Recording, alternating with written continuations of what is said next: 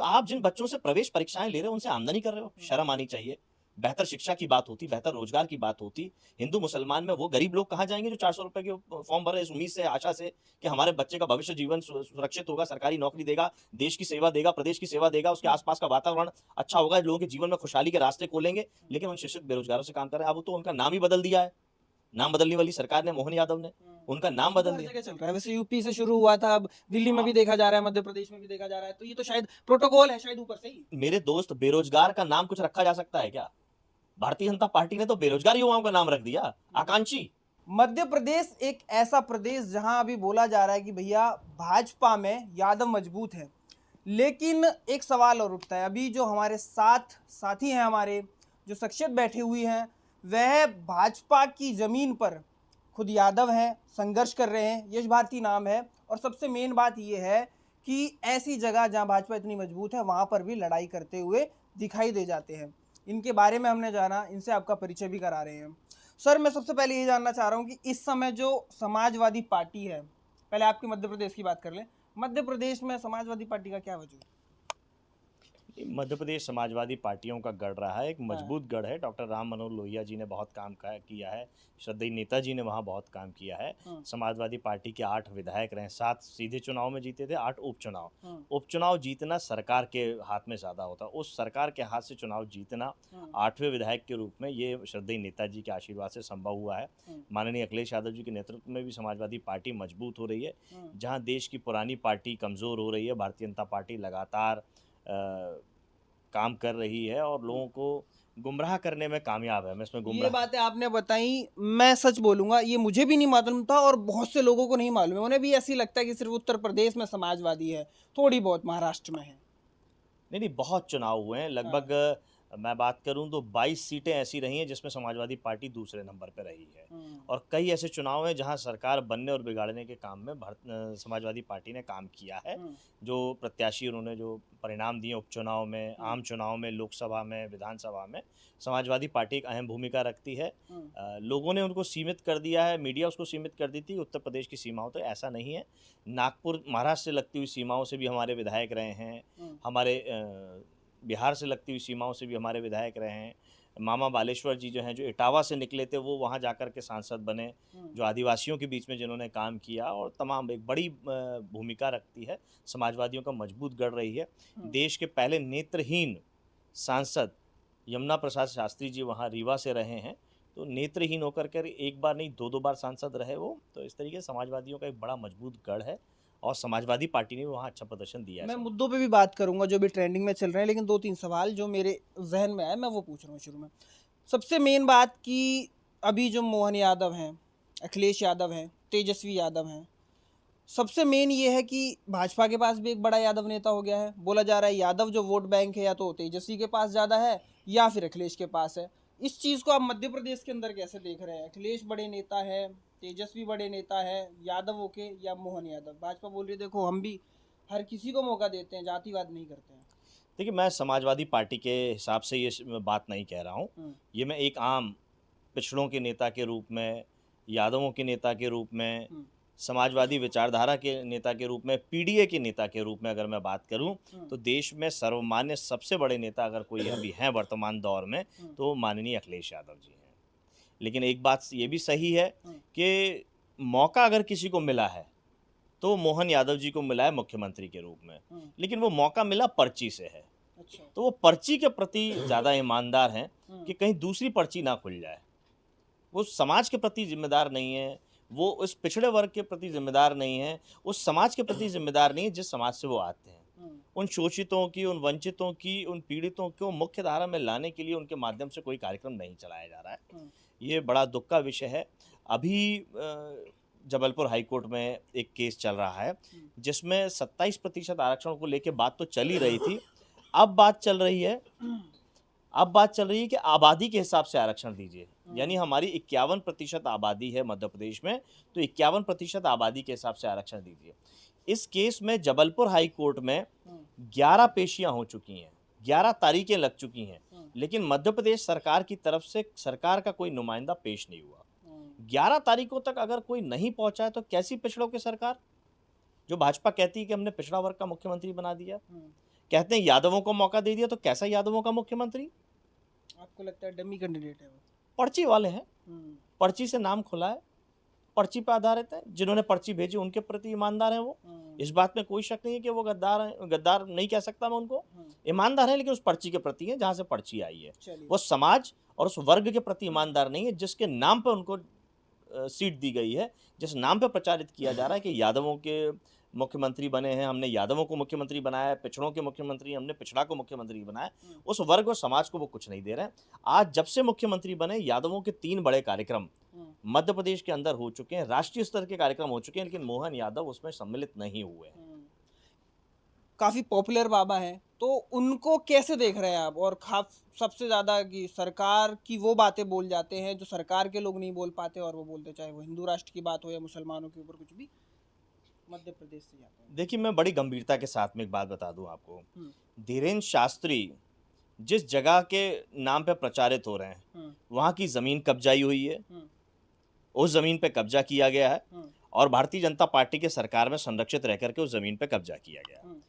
उनके भाई वहां पे गुंडाई करते थे, पार्किंग के ठेका उनके लोग ले रहे हैं, दुकानें ले रहे हैं, बड़ी बड़ी दुकानें वहां पे किराए पे हैं, पार्किंग का पैसा लिया जा रहा है, उससे कमाई का साधन लगाया जा रहा है, और भी बहुत सारी ऐसी चीज़ें चल रही हैं जो मुझे लगता है कि बोलना व्यर्थ है। तो कमाई का एक साधन है वो, किसी के जीवन में खुशहाली का साधन नहीं है वो, और लोग उनके पीछे चलते हैं लाखों। देखिए, अब लोग परेशान हैं, उन्हें एक आशा की किरण लगती है कि हाँ, ये जो बोल रहे हैं शायद मेरे जीवन में कुछ परिवर्तन आ सकता है, कुछ नया कुछ हो सकता है। तो हमारा देश धार्मिक देश है, भावनाओं का है, तो भावनाओं में बहुत जल्दी बह जाते हैं, उम्मीद में रहते हैं लोग, तो एक उम्मीद रहती है, उस उम्मीद में मोदी जी को भी अच्छे दिन के नाम पे वोट दे दिया लोगों ने, आज भी उम्मीद रखें, क्योंकि देश के प्रधानमंत्री के रूप में जो पद है, जो प्रतिष्ठा है उस पद की, उसको लोग बड़ी अहमियत के साथ देखते हैं, और जिसको गिराने का काम नरेंद्र मोदी जी कर रहे हैं। यहाँ भी वैसा ही है। धीरेन्द्र शास्त्री क्योंकि हनुमान जी के भक्त बन के बाबा के नाम पे बात कर रहे हैं, तो बाबाओं पे लोगों की हमारी भावनाएं जुड़ी हैं, आस्थाएं जुड़ी हैं। रावण जिस तरीके से बाबा बन के आया था और सीता मैया को ले गया, धीरेन्द्र शास्त्री भी वही बाबा हैं। हमारी बहुत सारी सीता मैयाओं के अपने बच्चों के भविष्य के साथ खिलवाड़ खेल रहा है, सरकार की भाषा बोल रहा है, भाजपा की भाषा बोल रहा है, लेकिन जीवन में खुशहाली जैसा कुछ भी नहीं है। आप देखिए, जिस जगह पे वो बैठे हुए हैं, जिस जगह की वो बात करते हैं, वो कह रहे हैं जात पात की करो विदाई, हम सब हिंदू भाई भाई। सबसे ज्यादा जातिवाद तो बुंदेलखंड में है। एक गांव के अंदर पानी लेने तक का लिए जातिवाद है, उठने बैठने तक लेके जातिवाद है। क्यों नहीं खत्म हो पा रहा? कौन कर रहे हैं? धीरेन्द्र शास्त्री की बरादरी के लोग कर रहे हैं, उनका भाई कर रहा है, उनका जाति भाई कर रहा है, और लोग कर रहे हैं। तो प्लॉटिंग सिस्टम भी कर दिया उन्होंने, सिर्फ हिंदू खरीद पाएगा प्लॉट, वहां पर गांव बसा दिया, पूरा गांव बसाएंगे। ठीक है ना, फिर तो वो गांव बसाए बैठे हैं ना पहले से ही। हर धार्मिक स्थान पे वही लोग तो सबसे पहले बैठेंगे। हमारी एक बहन थी, कुर्मी समाज की थी, वो कथा बांचना चाह रही थी, केवल ब्राह्मण नहीं थी इसलिए नहीं बांचने दी। क्यों नहीं धीरेन्द्र शास्त्री बोले? जब जात पात की करो विदाई, हम सब हिंदू भाई भाई, तो कुर्मी कथा क्यों नहीं बांट सकता? क्या कुर्मी के कथा बांचने से क्या कथा खराब हो जाएगी? क्या भगवान अस्वच्छ हो जाएंगे?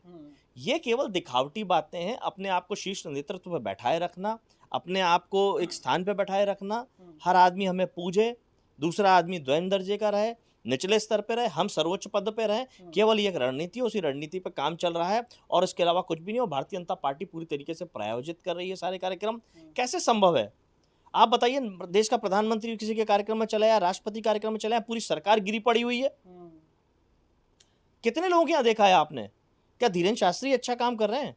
तो मुझे बताइए कि देश के अंदर सबसे ज्यादा पलायन रोजगार के लिए अगर कहीं हो रहा है तो उसी बुंदेलखंड से हो रहा है, जहां से भारतीय जनता पार्टी का प्रदेश अध्यक्ष वीडी शर्मा है, सांसद भी वहीं से है, और खुद धीरेन्द्र शास्त्री वहां बैठे हुए हैं। उस बेरोजगारी को लेकर कोई काम नहीं हो रहा, ना कोई बात हो रही है, कि केवल और केवल धार्मिक बात। क्यों? क्योंकि बेरोजगारी से मसला हट जाए, भुखमरी से बात हट जाए। क्या सच में चमत्कारी है, भविष्यवाचक है क्या? अगर चमत्कारी हैं तो खजुराहो एयरपोर्ट से सारी फ्लाइटें बंद हो गई। एक ट्रेन चलती है, खजुराहो से शुरू होती है और पंजाब तक जाती है। 11 जनरल डब्बे हैं उसमें, 11 जनरल डब्बे केवल मजदूरों के जाने के लिए है। वो दिल्ली तक आ जाए मजदूरी करने के लिए, पंजाब तक आ जाए, हरियाणा तक आ जाए और देश बनाएं, लेकिन बुंदेलखंड नहीं बना पाएंगे, उत्तर प्रदेश मध्य प्रदेश नहीं बना पाएंगे, जो सीमा है बुंदेलखंड की दोनों की। वहाँ पे केवल बाबा का घंटा बजे, इसका काम हो रहा है, यही विकास है। और धीरेन्द्र शास्त्री के लेकर के हिंदू मुसलमानों को लेके बात करना, बुलडोजर को लेके बात करना, हिंदू राष्ट्रवाद करना, दुबई में वही मुसलमान उनको अच्छा लगता है, उन्हीं शेख की गाड़ी में बैठ के घूमेंगे, उन्हीं शेख के साथ में हाहाई करेंगे, उनकी तारीफ करेंगे और यहाँ के मुसलमानों से नफरत फैलाएंगे जो हमारे यहाँ के देशवासी हैं। चलिए, मुसलमानों पे अगर बात छिड़ी है तो अहम मुद्दा जो अभी इस समय का है वह है वक्फ बोर्ड। इतनी ज़्यादा चर्चाएं में है, बोला कि भैया सबसे ज़्यादा संपत्ति अगर तीसरे नंबर पे भारत में किसी पे है तो इन्होंने ही कब्जा कर रखी है, हथियार रखी है, गरीब मुसलमानों तक उनका हक नहीं मिल रहा है। अमित शाह हो, चर्चाएं बहुत हुई, अखिलेश यादव अमित शाह की भी बातें हुई, इस पर बात करेंगे। वक्फ बोर्ड को आप क्या समझ रहे हैं इस समय पे? विपक्ष कह रहा है कि भैया दो दोस्तों को देनी है ज़मीन, वो कह रहे हैं हम गरीब मुसलमानों का भला करेंगे। गरीब मुसलमान कौन? एक गरीबी की बात कर रहे हैं, एक पसमानदा के नाम पे राजनीति कर रहे हैं। कौन है गरीब, कौन है पसमानदा? वही है जो ओबीसी है, वही है जो एससी है, वही है जो एसटी है। तो ओबीसी को 27% आरक्षण मध्य प्रदेश में क्यों नहीं मिल रहा? मैंने अभी शुरुआत में आपसे कहा था कि 11 तारीखें हो चुकी हैं, 51% आबादी के हिसाब से ओबीसी अपना आरक्षण मांग रहा है, सरकार क्यों नहीं पक्ष रख रही है? क्यों 14% आरक्षण मिल रहा है? कह रही हैं कि 27% आरक्षण दे रहे हैं, लेकिन दे कहाँ रहे हैं? सही समय पे परीक्षा नहीं हो रही, सही समय पे परिणाम नहीं आ रहा है, वो गरीब नहीं है। और अभी सरकार 2 बार ये बात बता चुकी है कि हम शिक्षित बेरोजगारों से पैसा कमाते हैं। 400 रुपये प्रत्येक बच्चे से लगभग, उदाहरण के तौर पे लेता हूँ, फॉर्म भरवाने का लेते हैं और 400 500 करोड़ की आमदनी बता रही है भारतीय जनता पार्टी की मध्य प्रदेश की सरकार। और आमदनी इतनी कर रही है कि उससे दूसरी योजनाओं में लाभ पहुंचा रही है। तो आप जिन बच्चों से प्रवेश परीक्षाएं ले रहे हो उनसे आमदनी कर रहे हो, शर्म आनी चाहिए।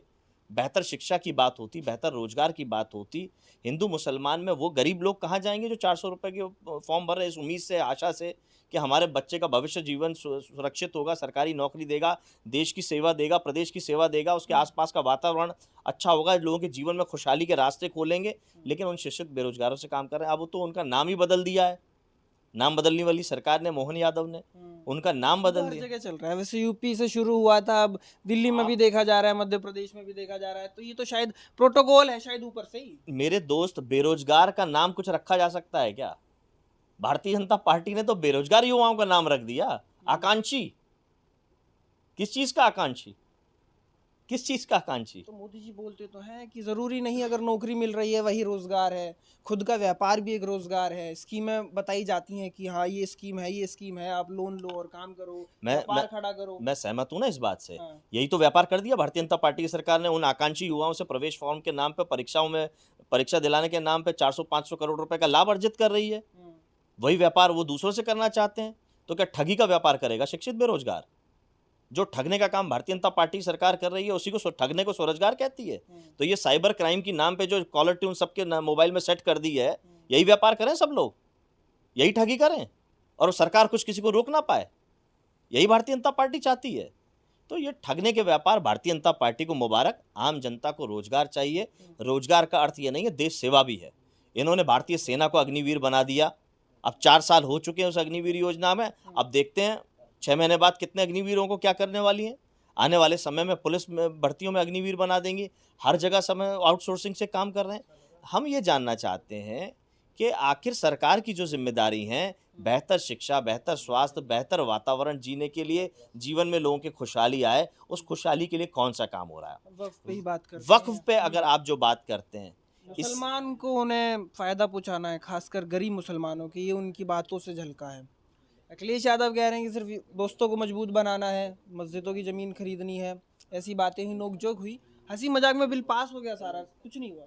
और वो पार्टियां जो कहती थी कि हम सेकुलर हैं वो भी समर्थन में आ गई हैं। कैसे देखते हैं, क्या राजनीति चल रही है?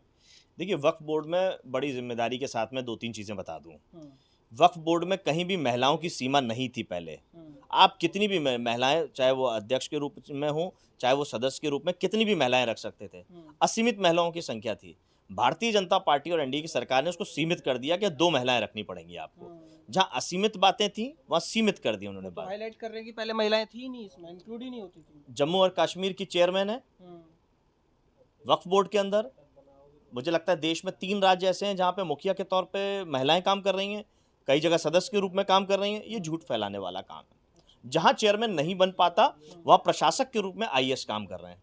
और वो आईएएस कोई भी हो सकता है, हिंदू, मुसलमान, सिख, ईसाई, जो कलेक्टर होगा या जो लोकल स्तर पे होगा वो प्रशासक के रूप में काम करेगा।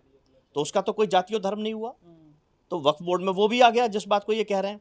तीसरी बात, कोई हिंदू को हमने जोड़ दिया, मध्य प्रदेश वक्फ बोर्ड के अंदर हिंदू एक सदस्य है, ये कह रहे हैं हम प्रॉपर्टी को डिजिटलाइज करेंगे। मध्य प्रदेश के अंदर लगभग 98% राज्य वक्फ बोर्ड ने डिजिटलाइज कर लिया है। इन सब के अलावा एक महत्वपूर्ण बात यह है, केंद्र वक्फ बोर्ड के अंदर केंद्र सरकार नियुक्त करती है मुखिया, राज्य वक्फ बोर्ड के अंदर राज्य सरकार नियुक्त करती है मुखिया। अब अगर राज्य सरकार में उत्तर प्रदेश के अंदर वक्फ बोर्ड गलत काम कर रहा है तो योगी सरकार ने नियुक्त किया है, तो योगी सरकार गलत कर रही है। केंद्र वक्फ बोर्ड गलत काम कर रहा है तो केंद्र सरकार ने नियुक्त किया है। तो लुटेरी, डकैत और किसी भी जमीन पे कब्जा करना, वक्फ बोर्ड को कुछ भी नाम दे दीजिए आप, तो काम तो आपके संरक्षण में हो रहा है, आपके द्वारा नियुक्त मुखिया कर रहा है, तो सरकार अपना पल्ला कैसे झाड़ लेगी, कैसे अपने आप को पीछे ले लेगी? पूरी जिम्मेदारी सरकार की है और जिम्मेदारी के साथ सरकार ये सारे गलत काम कर रही है। अगर वक्फ बोर्ड ये गलत काम कर रहा है तो, लेकिन ऐसा है नहीं, भ्रम फैलाया जा रहा है पूरी तरीके से। ऐसा कुछ भी नहीं है जैसा हम ये फैलाया जा रहा है। असीमित शक्तियां बार बार एक नाम दिया जा रहा है, जैसे हनुमान जी हो गए, सूरज को निगल लेंगे और असीमित शक्तियां उनके पास, और एक वरदान दे दिया किसी को कि तुम किसी को भी हाथ लगा लोगे तो सोना बन जाएगा, वैसे वक्फ बोर्ड किसी भी जमीन पर हाथ रख लेगी तो वो उसकी हो जाएगी। सब झूठी बातें हैं। जबलपुर हाईकोर्ट के अंदर बुरहानपुर का एक केस आया, उस केस में जबलपुर हाईकोर्ट ने यह निर्णय सुनाया कि यह जमीन वक्फ बोर्ड की नहीं है, उसका असली उत्तराधिकारी दूसरा है और वक्फ बोर्ड को जमीन नहीं मिली। ऐसे देश भर में तमाम उदाहरण हैं। तो आप न्यायालय में भी जा सकते हैं, न्यायालय में भी अपील कर सकते हैं। महिला सदस्य भी हैं, महिला अध्यक्ष भी हैं। प्रशासक के रूप में कलेक्टर काम करता है जब कोई अध्यक्ष नहीं होता। और वक्फ बोर्ड अगर कोई गलत काम कर रहा है तो राज्य और केंद्र सरकार की सीधी तौर पर जिम्मेदार है, क्योंकि मुखिया वही नियुक्त कर रहे हैं। ये केवल बहुसंख्यक को अल्पसंख्यक से लड़ाने वाला, अल्पसंख्यक को खलनायक दिखाना और बहुसंख्यक को अपने सामने हीरो बनाना, क्योंकि बहुसंख्यक का वोट लगातार भारतीय जनता पार्टी से खिसक रहा है। मैं बात करूं उत्तर प्रदेश की, माननीय अखिलेश यादव जी के नेतृत्व में पीडीए के माध्यम से जो बहुसंख्यक वर्ग का वोट भारतीय जनता पार्टी से खिसका है, जो उन्होंने प्रभु राम के नाम पे, जो धार्मिक आस्था और भावनाओं के नाम पे जोड़ के रखा था, वो पीडीए के नाम से, क्योंकि वो शिक्षा चाहता है, अधिकार चाहता है, मुख्य धारा में आना चाहता है। देश की 15% आबादी सामान्य वर्ग की है और 85% असामान्य है। यानी आपका शरीर जो है 85% काम नहीं करता, आपका शरीर केवल 15% काम करता है। आप एक स्वस्थ शरीर कहलाएंगे? आप विकलांग कहलाएंगे, जिसको नाम मोदी जी ने दिव्यांग कह दिया है। 85% वाला व्यक्ति दिव्यांग कहलाएगा। हमारा देश दिव्यांग की स्थिति में अगर मुख्य धारा में लाने का काम माननीय अखिलेश यादव जी कर रहे हैं, पीडीए की जनभावना के साथ में, जो लोग शोषित हैं, वंचित हैं, पिछड़े हैं, चाहे वो अगड़ा हो, चाहे वो आदि आबादी हो, चाहे वो अल्पसंख्यक हो, चाहे वो किसी भी वर्ग का हो, समाज में मुख्य धारा में लाने के लिए माननीय अखिलेश यादव जी ने पीडीए की एक अवधारणा लिखी है। उसी से घबराहट करके ये केवल बरगलाने और गुमराह करने की बातें हो रही हैं। पीडीए के चलते एक आगरा में भी एक बहुत बड़ा मुद्दा हो गया। आपके सांसद ने किसी को गद्दार बताया, उससे पहले भी एक बार गुज्जर वर्सेस ठाकुर हो गया था। तो आप कैसे देख रहे हैं अखिलेश यादव के? निसंदेह कि अखिलेश यादव ने ही भाजपा का रथ रोका था। इस बार अखिलेश यादव एक तरीके से ठाकुर विरोधी हो गए। नहीं, माननीय अखिलेश यादव जी ही मात्र एक नेता हैं देश भर में जो किसी के विरोधी नहीं है। वो समर्थक हैं हर शोषित वंचित के, जिसके हक अधिकार से किसी को वंचित किया जा रहा है तो उसके साथ खड़े हैं। यहाँ भी वही बात है। यहाँ अल्पसंख्यकों को बाबर के नाम पे खलनायक बनाया जा रहा है। तो रामजी लाल सुमन जी ने उस बात का एक पन्ना पलटा और उदाहरण दिया कि बहुत सारे ऐसे हिंदुओं के भी राजा रहे, तो अगर उन गद्दारों से जोड़ेंगे या उनके कुछ काम ऐसे हैं जो गलत हुए हैं उनसे जोड़ेंगे तो वो गलत हो जाएगा। हमें किसी को भी किसी से जोड़ने की आवश्यकता नहीं है। कोई भी राजा किसी के लिए भगवान नहीं है। आदर्श हो सकता है लेकिन भगवान नहीं है, भगवानों की जगह नहीं है। इबादत का काम मुसलमान अपने अल्लाह के साथ में करता है, हिंदू अपने भगवानों के साथ करता है। हर व्यक्ति अपनी आस्था और विश्वास भगवान में अलग अलग तरीके से, हाँ, महापुरुष अलग अलग मान सकते हैं, किसी राजा को अपना महापुरुष मान सकते हैं। ये उदाहरण रामजी लाल सुमन जी ने दिया और उनके साथ में पूरी पार्टी खड़ी है इसीलिए क्योंकि उन्होंने एक इतिहास के पन्ने को कहा। वो इतिहास का पन्ना कहा जिसको भारत सरकार का सूचना एवं प्रसारण मंत्रालय दूरदर्शन में दिखाता है। अगर भारत सरकार का सूचना एवं प्रसारण मंत्रालय दिखाता है तो सरकार बोल रही है, जो सरकार दिखा रही है, वही रामजी लाल सुमन ने सदन में बोला, तो कैसे गलत हो गया? वही अटल बिहारी वाजपेयी जी की सरकार के समय में 2003 में आईएएस के प्री में वही सवाल पूछा गया और उसका जवाब जो दिया गया, जो किताबों में है, जो सॉल्यूशन में है, वही आज सारे बच्चे आईएएस की जो परीक्षा दे रहे हैं, जो आईएएस की देश की सबसे बड़ी परीक्षा है, तैयारी करते हैं, उनको यही पढ़ाया जाता है जो रामजी लाल सुमन जी ने बताया है। तो कैसे रामजी लाल सुमन जी गलत हो गए?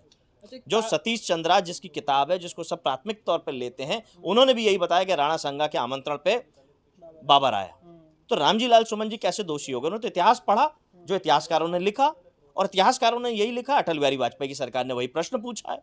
तो अटल बिहारी वाजपेयी जी भी वो बोलते थे, भारत सरकार का सूचना एवं प्रसारण मंत्रालय भी वही दिखाता है। तो सरकारें वही दिखा रही हैं जो रामजी सुमन, तो रामजी लाल सुमन जी अकेले दोषी कैसे हो गए? लेकिन एक टकराव की बात ये भी है कि जो सेना उस समय पे, मतलब प्रमुख करनी सेना आ रही है, वो तो ये तक कह रही कि पुलिस हटा दो और समाजवादी पार्टी का उत्तर प्रदेश में से नामो निशान मिट जाएगा। क्या चैलेंज है? क्यों इतनी सारी चीज़ें बोली जा रही है? क्या इसके पीछे क्या मंशा है? कौन हो सकता है? क्या लग रहा है? देखिए, देश के अंदर केवल भारतीय सेना है, बाकी ये सब सेनाएं सब फिजूल की बातें हैं। हाँ, आप सामाजिक स्तर पर अगर कोई काम करते तो आप बेहतरी के लिए काम करते, आपस में लड़ाने के लिए नहीं। आपका विरोध था तो आप विरोध की तरीके से दर्ज कराते, उपद्रवियों की तरीके से नहीं। ये पूरी तरीके से सरकार से संरक्षित उपद्रवी हैं। ये किसी जाति के नहीं हैं, ये किसी जातीय संगठन के नहीं है, केवल उपद्रवी हैं। अखिलेश भी कहते हैं बीजेपी सेना है। हाँ, बीजेपी सेना है। इनके आप देख लीजिए ना, जितने लोगों के चेहरे दिखेंगे ये सब भाजपा समर्थित हैं या भाजपा के पदाधिकारी हैं। तो ये हुई ना उन्हीं की सेना। तो उपद्रवियों की सेना है ये। हमारी केवल एक ही भारतीय सेना है जिसका सब सम्मान करते हैं, जिसके गौरवशाली इतिहास पे सब लोग गर्व करते हैं। बाकी सभी सेनाएं जिस तरीके से उपद्रव करने का काम करती हैं वो किसी जातीय संगठन की हो ही नहीं सकती, क्योंकि वो अपनी जाति को केवल बदनाम करने का काम कर रही हैं अगर इस तरीके के उपद्रव करते हैं। विरोध हो सकता है, आप मेरी किसी बात से असहमत होंगे, हो सकता है किसी बात से सहमत होंगे। अगर असहमत है तो असहमति की बात रखने के हमारे देश के अंदर तमाम प्लेटफॉर्म हैं।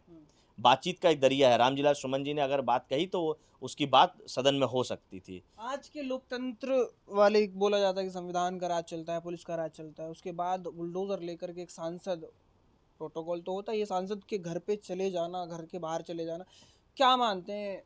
क्या है ये लोकतंत्र? क्या ऐसा ही है? क्या यही रामराज है या फिर? देखिए, योगी सरकार है और योगी सरकार लगातार बोल रही है हमारा क्राइम के अगेंस्ट में जीरो टॉलरेंस है। ये क्राइम के अगेंस्ट में जीरो टॉलरेंस है। 1 किलोमीटर दूर योगी आदित्यनाथ स्वयं थे आगरा के अंदर जिस समय हमला हुआ, और 1 किलोमीटर दूर इस तरीके से बुलडोजर ले गए आकर के उपद्रवी अगर किसी चुने हुए सांसद के घर पे हमला बोल रहे हैं और बाकायदा चुनौती दे के गए थे। पुलिस वहां खड़ी हुई है, पुलिस पिट रही है, वहां सांसद के घर पे हमला हो रहा है, तोड़फोड़ हो रही है, अड़ोसी पड़ोसियों के घर में गाड़ियां फोड़ी जा रही हैं 1 किलोमीटर दूर में। कैसा जीरो टॉलरेंस है? कितने लोगों को पकड़ा गया और जिनको पकड़ा गया शाम तक जमानत हो गई। कितना गजब का जीरो टॉलरेंस है। इसको जीरो टॉलरेंस नहीं, जीरो सरकार कह सकते हैं, कानून व्यवस्था को जीरो कह सकते हैं। और सरकार के संरक्षण में ये सारे उपद्रवी काम कर रहे हैं और उपद्रव को बढ़ावा देने में भारतीय जनता पार्टी 12 सरकार तारीख का चैलेंज दिया।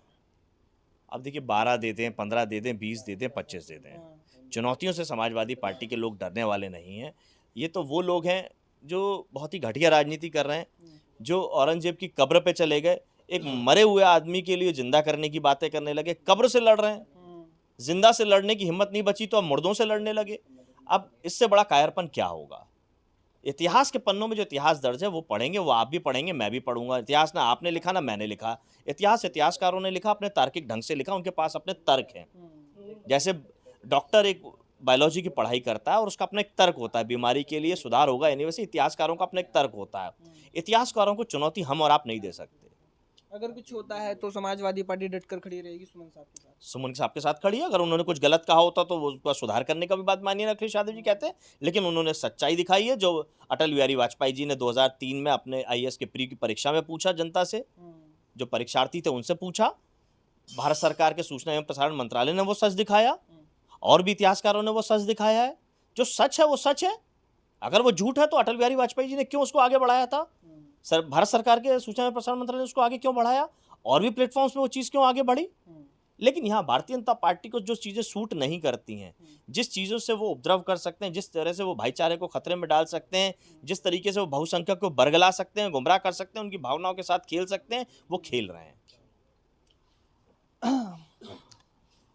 तमाम मुद्दे जो अभी हमने डिस्कस करे हैं उस पर आपकी क्या राय है, आपके क्या विचार हैं, नीचे कमेंट्स में ज़रूर बताएं।